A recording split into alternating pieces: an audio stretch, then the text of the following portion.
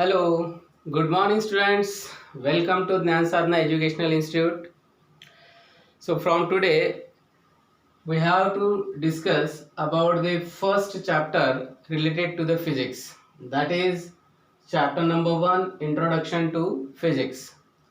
See, this syllabus strictly from this textbook, that is Concept of Physics, written by S.C. Verma. So, if you go through this book, then see here our chapter number first, Introduction to Physics. Okay, so our first article is what is physics, then physical quantities, etc. So we have to start that is the actual syllabus which is designed for only and only JEE students. Okay, so for JEE students, chapter number 1, that is Introduction to Physics. So in this chapter, first point is what is physics? What is physics?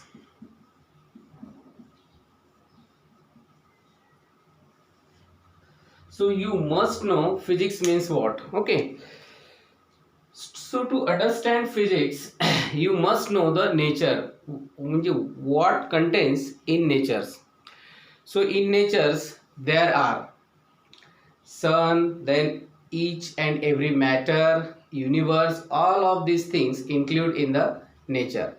So if we want to study of nature, then universe, then sun, then moon, then earth, any planets. Okay, so they are all included in physics. So in short, we can say physics is nothing but just it is a nature of study.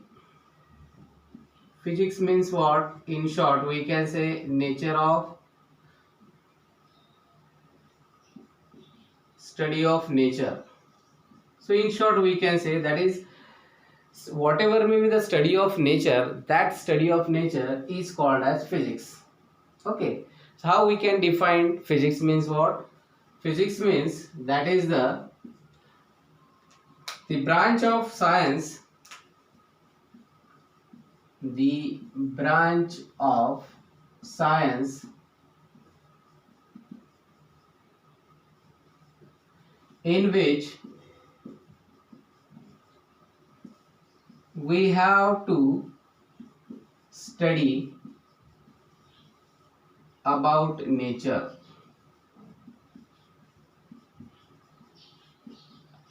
So this is the definition to define physics. So just you have to remember physics means what? Just physics means what? The physics is the branch of science in which there is a natural phenomenon. So any phenomenon which contains in nature, so that is physics. So in short, just you have to remember physics means what? Physics means study of nature.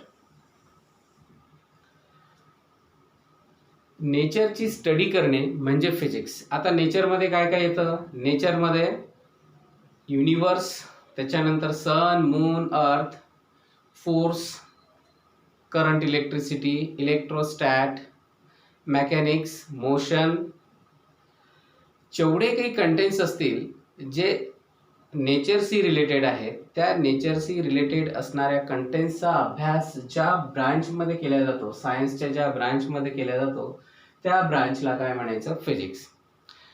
तर in ब्रीफमध्ये, in शॉर्टमध्ये तुमच्या लक्षात आलंच असेल की physics म्हणजे काय. तर फिजिक्स म्हणजे काय? फिजिक्स म्हणजे सरळ सरळ नेचर, निसर्ग. तर या नेचरचा अभ्यास ज्या ब्रांचमध्ये केला जातो, सायन्सच्या ज्या ब्रांचमध्ये केला जातो, त्याला आपण म्हणणार फिजिक्स. ठीक आहे. तर आता स्टार्ट करू आपण आपला ॲक्च्युअल सिलेबस. आणि आपल्या सिलेबसमध्ये पहिला जो चॅप्टर आहे तो आहे इंट्रोडक्शन टू फिजिक्स. आणि इंट्रोडक्शन टू फिजिक्समध्ये आपण चालू करणार फिजिकल क्वांटिटीनं. ठीक आहे. तर फिजिकल क्वांटिटी म्हणजे काय, त्याचे टाइप्स किती आहेत, त्याच्या संदर्भात आपण डिस्कस करणार आहोत. पण फिजिकल क्वांटिटीला जाण्या अगोदर तुम्हाला फिजिक्स म्हणजे काय, आता नेमकं आपण फिजिक्स शिकतोय आपण स्टार्ट केलंय आजपासून फिजिक्स शिकणं, तर मग फिजिक्स शिकतोय तर नेमका फिजिक्सचा अर्थ काय? तर फिजिक्सचा अर्थ काय होतो? फिजिक्स म्हणजे नेचर. फक्त तुम्हाला लक्षात ठेवायचं आहे फिजिक्स म्हणजे काय? Nature. That is the study of nature, that is physics. मग कुठलीही गोष्ट येऊ, मग सूर्य उगवताना तो रेड कलरचाच का असतो? ज्यावेळेस तो मावळतो त्यावेळेस तो रेड कलरचाच का असतो? त्यानंतर sky, why sky is blue in colour. अशा प्रकारचे जे काही क्वेश्चन्स आहेत, जे युनिव्हर्सशी रिलेटेड आहेत, जे नेचरशी रिलेटेड आहेत, ते सगळे क्वेश्चन्स आपल्या फिजिक्समध्ये असतात. ठीक आहे. तर आपण जास्त वेळ न करता आपण आपल्या पहिल्या आर्टिकलकडे जाऊ आणि पहिल्या आर्टिकलचं नाव आहे आपलं फिजिकल क्वांटिटीज. आता ही जी फिजिकल क्वांटिटी आहे, ही फिजिकल क्वांटिटी फिजिक्समध्ये भरपूर आहेत, खूप आहेत फिजिकल क्वांटिटी. आता त्या ज्या फिजिकल क्वांटिटी आहेत त्या कोणत्या कोणत्या आहेत किंवा त्याचे प्रकार काय आहेत ते आपल्याला या चॅप्टरमध्ये शिकायचं आहे. That is introduction to physics. Okay, so let us start our first article. That is physical quantity.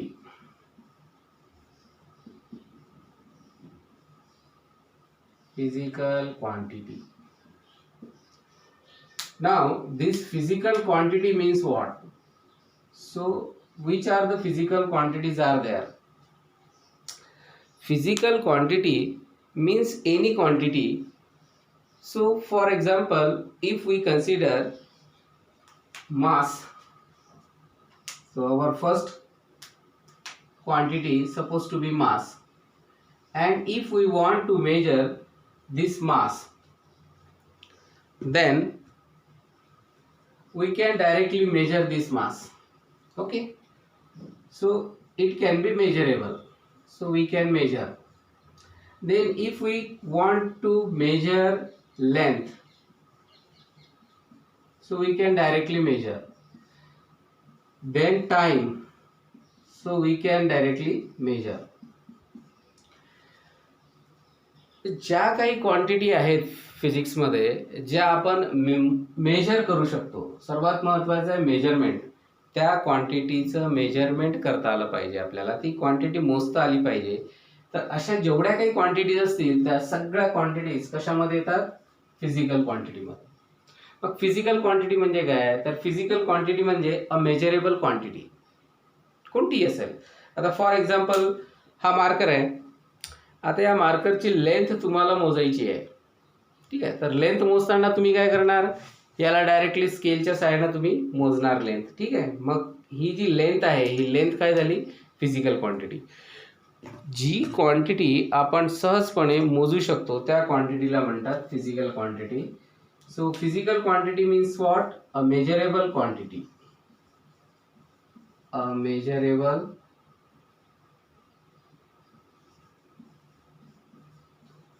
measurable quantity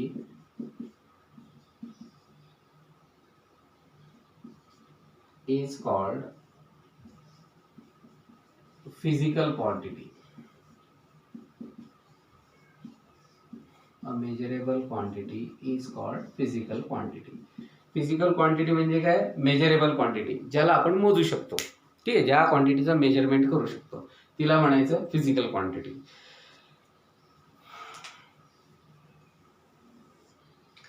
Now how many types are there? So there are two types mainly. So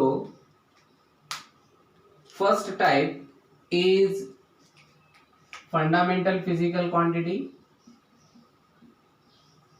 Fundamental physical quantity.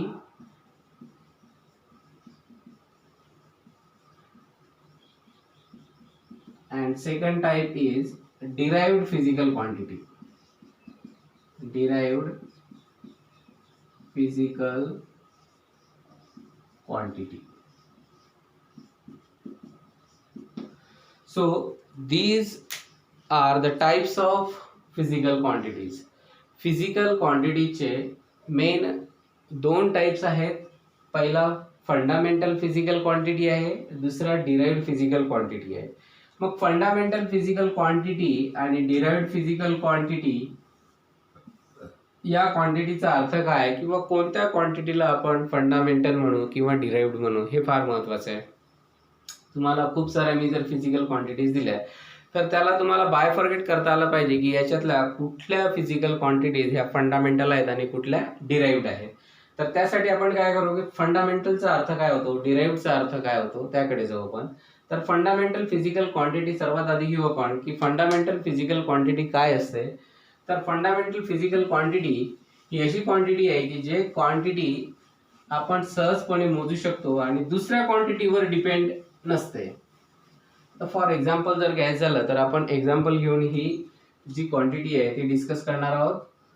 So our first physical quantity is fundamental, that is fundamental physical quantity. Fundamental physical quantity. So to define this fundamental physical quantity, we must know that is a quantity which we can measure easily and which do not depends on any other physical quantity for its measurement. So let us start to write the definitions of fundamental physical quantity.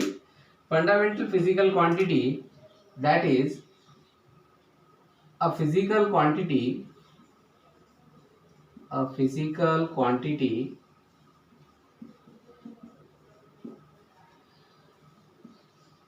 which does not depends on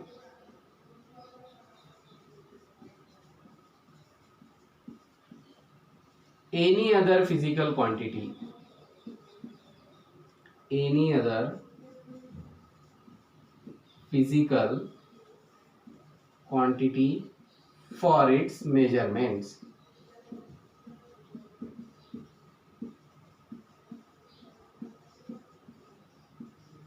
For its measurement is called fundamental physical quantity.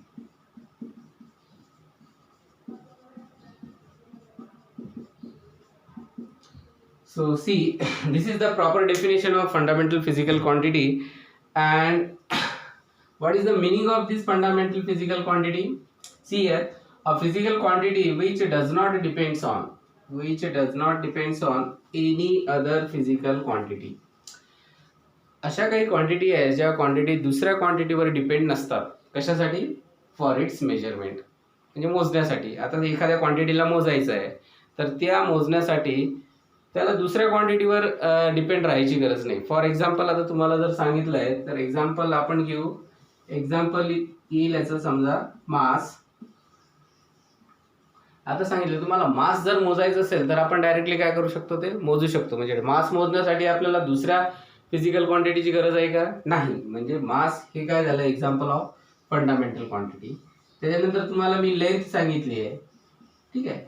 तर length मोजण्यासाठी आपल्याला दुसऱ्या क्वांटिटीवर depend राहायचं आहे का? नाही. For example आता white board आहे, या व्हाईट बोर्डची मला लेंथ मोजायची आहे तर मी काय करणार, स्केल आणणार आणि या स्केलच्या सहाय्यानं ही जी लेंथ आहे व्हाईट बोर्डची हे डायरेक्टली मोजू शकणार. ते दुसऱ्या कोणत्याच फिजिकल क्वांटिटीवर डिपेंड राहण्याची आपल्याला गरज नाही आहे. त्याच्यामुळे याला आपण काय म्हणणार, फंडामेंटल फिजिकल क्वांटिटी. त्याच्यानंतर टाइम आहे, हा टाइम आपण डायरेक्ट मोजू शकतो. टाइमसाठी तुम्हाला दुसऱ्या फिजिकल क्वांटिटीची काही गरज नाही आहे, ठीक आहे. तर असे जे फिजिकल क्वांटिटीज आहेत ज्या फिजिकल क्वांटिटीला दुसऱ्या क्वांटिटीवर डिपेंड राहण्यासाठी अजिबात गरज नाही, तशा क्वांटिटीला आपण काय म्हणणार, fundamental physical quantity. Fundamental physical क्वांटिटीमध्ये जी बॉडी आहे, जी क्वांटिटी आहे, जी क्वांटिटी ही दुसऱ्या कोणत्याच फिजिकल क्वांटिटीवर डिपेंड नसते फॉर इट्स मेजरमेंटसाठी, ठीक आहे. फॉर एक्झाम्पल मास असेल, लेंथ असेल, टाइम असेल, तर ह्या तिन्ही क्वांटिटीज कशा आहेत, फंडामेंटल आहेत. मग आता फंडामेंटल फिजिकल क्वांटिटी जर ह्या असतील तर डिराइव्ड फिजिकल क्वांटिटीमध्ये काय असलं पाहिजे, किंवा कोणत्या फिजिकल क्वांटिटीला आपण डिराइव्ड फिजिकल क्वांटिटी म्हणणार. तर डिराइव्ड फिजिकल क्वांटिटीसाठी मी एक एक्झाम्पल घेऊन तुम्हाला समजून सांगतो की कोणत्या फिजिकल क्वांटिटीला आपण डिराइव्ड फिजिकल क्वांटिटी म्हणणार. So second quantity is derived physical quantity.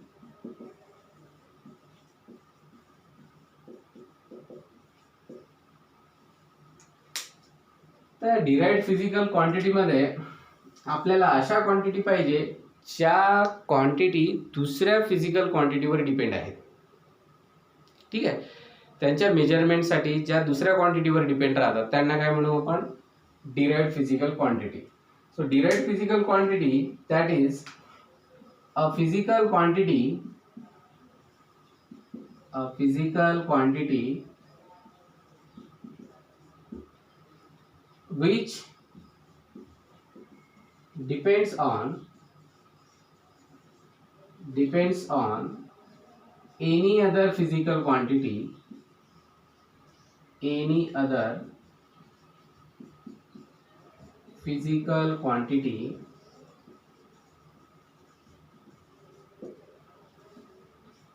for its measurement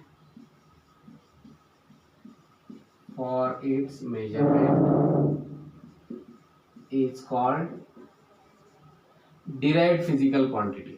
आता ही जी क्वांटिटी आहे ही डिराइव्डच का म्हटलंय, कारण ही जी क्वांटिटी आहे ही दुसऱ्यावर डिपेंड राहते, दुसऱ्या क्वांटिटीवर डिपेंड राहते फॉर इट्स मेजरमेंट. त्याच्यामुळे या क्वांटिटीला आपण डिराइव्ड म्हटलंय. डिराइव्ड म्हणजे काय, which depends on any other physical quantity. ठीक आहे, so physical quantity which depends upon any other physical quantity. For example, suppose we want to calculate the area of our class. आता आपल्या क्लासचा आपल्याला area काढायचा आहे. ठीक आहे, तर मी इथं एरिया लिहिणार. ही एरिया ही जी फिजिकल क्वांटिटी आहे ही नेमकी कोणती फिजिकल क्वांटिटी ती आहे आपण बघू. इथे एक एक्झाम्पल लिहिले मी, एरिया.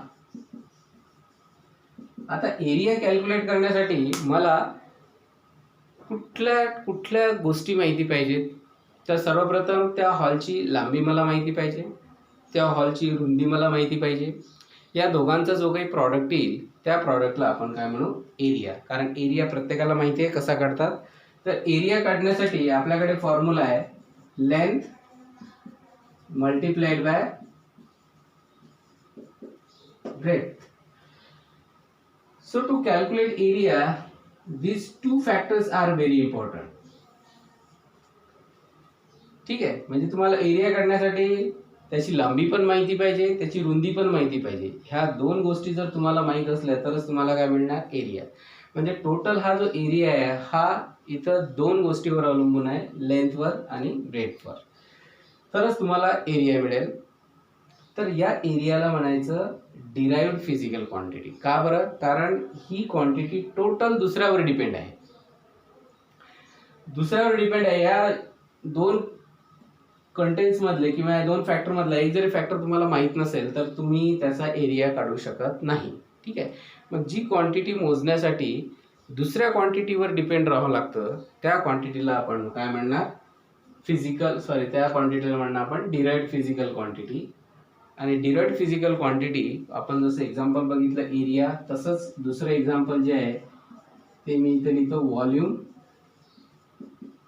आपल्याच क्लासचा जर व्हॉल्यूम आपल्याला काढायचा असेल तर आपल्याला फॉर्म्युला माहिती पाहिजे, that is L into B into H, length into breadth into height. लांबी गुणिला रुंदी गुणिला उंची. त्या तिन्ही फॅक्टर्स माहीत असल्यानंतरच तुम्हाला काय काढता येणार आहे, व्हॉल्यूम. म्हणजे व्हॉल्यूमसाठी तुम्हाला लेंथ पण माहीत पाहिजे, ब्रेथ पण माहिती पाहिजे आणि हाईट पण माहिती पाहिजे. या तिन्ही गोष्टी माहीत असल्याशिवाय तुम्हाला व्हॉल्यूम काढता येणार नाही. तर हे एरिया, व्हॉल्यूम, ठीक आहे. तर ह्या ज्या गोष्टी आहेत, ह्या ज्या क्वांटिटी आहेत, या क्वांटिटीला आपण काय म्हणणार, डिराइव्ड फिजिकल क्वांटिटी. ह्या दुसऱ्यावर डिपेंड आहेत. ठीक आहे, एरिया आणि व्हॉल्यूम मोजण्यासाठी ह्या दुसऱ्या क्वांटिटीवर डिपेंड राहतात. आता एक छानसे एक एक्झाम्पल जे तुम्ही स्कूल लेवलला शिकले ते एक्झाम्पल्स आपण बघू. आता तुम्हाला फॉर एक्झाम्पल कॅल्क्युलेट करायचे आहे, स्पीड कॅल्क्युलेट करायची आहे. तर हे स्पीड कॅल्क्युलेट करताना तुम्ही काय करणार, आपल्याला माहिती आहे आपण स्पीड कशी कॅल्क्युलेट करतो. काय फॉर्म्युला स्पीडचा फॉर्म्युला आहे distance upon time. Simple formula आहे आणि हा फॉर्म्युला सर्वांना माहिती आहे. Okay, all of you are familiar with this formula, that is speed is equal to distance upon time. So to calculate speed you must know the value of distance, okay, as well as you must know the value of time, okay. So to calculate the speed depends on distance as well as time. So that's why this speed is called as a derived physical quantity. ही जी speed आहे ही derived physical quantity का आहे, कारण ही speed calculate करण्यासाठी तुम्हाला distance आणि टाइमवर काय करावं लागतं, डिपेंड राहावं लागतं. म्हणजे जी फिजिकल क्वांटिटी दुसऱ्या क्वांटिटीवर डिपेंड असते तिला म्हणायचं डिराइव्ड फिजिकल क्वांटिटी, आणि जी फिजिकल क्वांटिटी दुसऱ्यावर डिपेंड अजिबात नसते तिला म्हणायचं फंडामेंटल फिजिकल क्वांटिटीज. ठीक आहे. तर अशा पद्धतीनं आपण इथं फिजिकल क्वांटिटीज आणि फंडामेंटल क्वांटिटीज ह्या ज्या फिजिकल क्वांटिटीज आहेत त्या फिजिकल क्वांटिटीज म्हणजे काय आणि त्या फिजिकल क्वांटिटीजचे जे टाइप्स आपण डिस्कस केले इथं, फंडामेंटल आणि दुसरा डिराइव्ड, तर याचा अर्थ काय होतो आणि फंडामेंटल फिजिकल क्वांटिटीज कशा ओळखायच्या आणि डिराइव्ड फिजिकल क्वांटिटी कशा ओळखायच्या त्या संदर्भात आपण थिओरिटिकल इथं डिस्कशन केलेलं आहे. पुढच्या व्हिडिओजमध्ये आपल्याला याच्या पुढचे आर्टिकल कंटिन्यू करायचे आहेत. ठीक आहे. Okay, thank you.